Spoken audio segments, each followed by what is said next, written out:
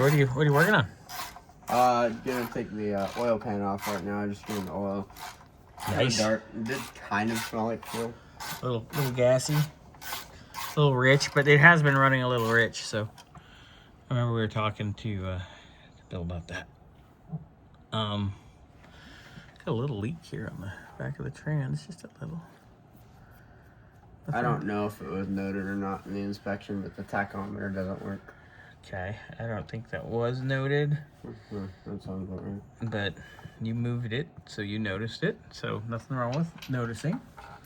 I have to say, I know we already showed this in the inspection, but the drive shaft, it's been nicely rebuilt and it's greased. I just spotted that and I was like, wow, that's nice. There we go. All right, so Xander will have this pan lease in a little bit, and then we can continue on. Keep it up, sir.